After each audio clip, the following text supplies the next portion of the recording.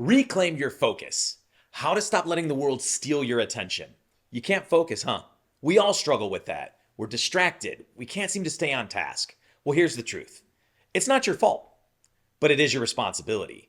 If you're going to focus and you're going to be successful, you need to figure out a way to manage those distractions. And we're living in the most distracted era in history. There are things coming at us from every direction 24 hours a day, 7 days a week, right? Everyone, everything wants your attention. They're fighting for it, right? And they'll take it if you let them. So today, I'm going to share some of Serena's powerful strategies to help you reclaim your focus and take back control. And by the end of this video, you'll know how to guard your time, manage your energy, and finally focus on what truly matters. Today we're doing a video. In the video, the how to focus, how to become this. You should take a request. What focus actually means? Focus is the intentional direction of your time, energy, and money towards what moves you closer to your goals, right? That's what focus is. For example, if you want to lose weight, focus on nutrition and exercise. If you want to save money, focus on the investment transfer, right? Want to grow a business? Focus on building consistent habits so you can grow that business. Focus isn't magic. It's intentional resource allocation. Modern attention battlefield. We're living in a super distracted world. On a personal level, we get text, phone calls, DMs, constant pings, endless notifications from all sorts of areas, constantly trying to steal our attention. And on a larger scale, you talk about social media, 24-hour news cycles, viral opinions. Before smartphones, reaching out to somebody took effort, right? If somebody really wanted to talk to you, it took a lot more effort. Now it's so easy and you can be interrupted, and you can also interrupt people at any time. So you need to do a reality check. With all this chaos, is there any wonder why you feel scattered all the time? But here's the brutal truth you need to hear. We want your attention too, right? Serena would love for you to watch his videos all day, but not at the expense of your work, personal relationships, or your dreams, right?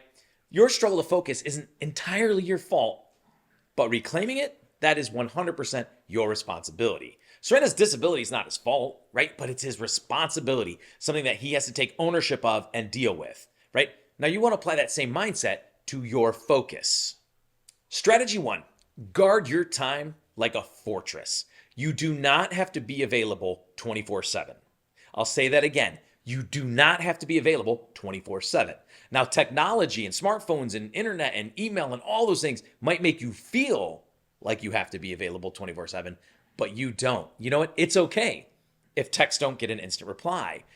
It's okay if you're not checking your email all day long. It's okay not to look in that inbox all the time, right? Because your inbox is where other people's priorities live. That's something that Brendan Bouchard said that Serena really relates to and likes. But there are tactics, right? If you want to manage your focus, you want to create time blocks for your deep work, right? Take walks without your phone. Just detach. Use a color-coded calendar, right? Every moment deserves your full attention, but only if you protect it first. Strategy 2, clarify your values. Your values need to be crystal clear. The noise will never stop. People always tell you what you like and what you should like and what you should hate and what you should be afraid of. People are going to tell you that all the time. So you need to make sure that you establish really clear values. So no one else dictates that. You decide what's important to you. You want to develop beliefs that are grounded in reality and use your values as filters for your attention, right? If something aligns with your values, it deserves your attention. If it doesn't, then it does not deserve your attention. So again, you want to avoid outrage cycles and conspiracy thinking, which is so easy because we're bombarded by that sort of thing. But you set your values that those aren't going to affect you. Basically, know what you stand for so you don't fall for everything. Strategy 3, design your environment for success. Your phone can be a weapon or a tool. And guess who gets to make that decision? You guessed it, you. So with your digital setup, you control it, right? Turn off all unnecessary notifications, right? Hide distracting apps, right? Get rid of those things, or at least take them off your home screen. Put those productive tools on your home screen, the thing that really help you get towards your goals. And in conjunction with managing that digital setup, let's talk about your real life physical setup. Work environment is important.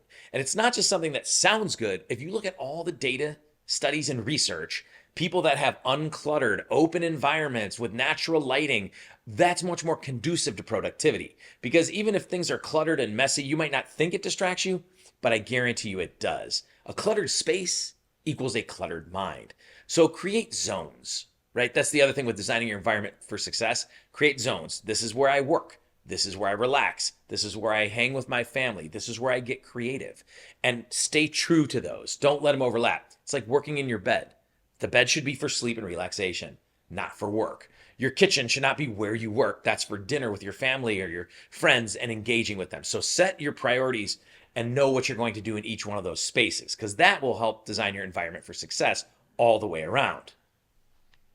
Strategy 4, set boundaries and train people. Yes, you heard it right. Serena will tell you, set your boundaries and train people. So people will treat you the way you train them to.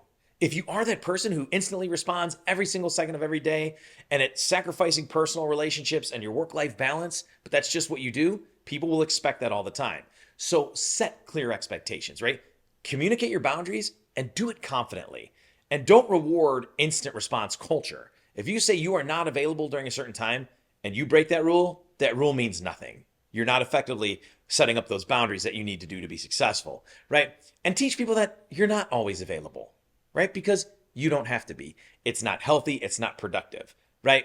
So for example, Serena checks messages twice a day, right? And if it's urgent, people know they can call him. The power is already yours. Focus isn't something that people can steal. It's something you give away when you fail to protect it, right? You need to protect your focus, right? You all have the power to say no, to set boundaries, to protect your time, to choose where your energy goes, right? Success requires focus. Focus requires discipline, and discipline, you guessed it, requires you. Focus is crucial to your success. And as Serena will tell you, you want to guard your time. You want to make sure that you clarify your values. You want to design the environment, both your digital environment and your physical environment. And then you want to make sure you set those boundaries. So I want you to think about this. What's the number one thing that is stealing your focus right now? Drop that in the comments below. And if you want to go deeper, check out Serena's ebook, 5 Keys to an Amazing Mindset. It will absolutely change the way you think and help you on your quest to be successful. But remember, your focus is your power. Do not give it away for free.